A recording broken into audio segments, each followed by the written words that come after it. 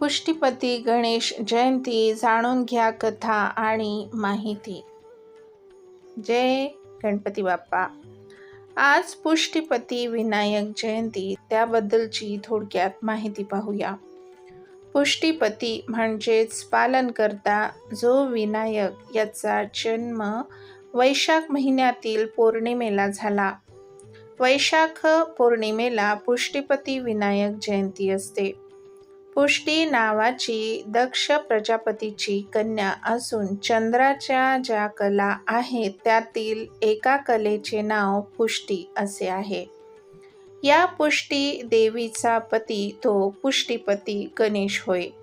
याच पुष्टीकांत गणेश असेही म्हणतात.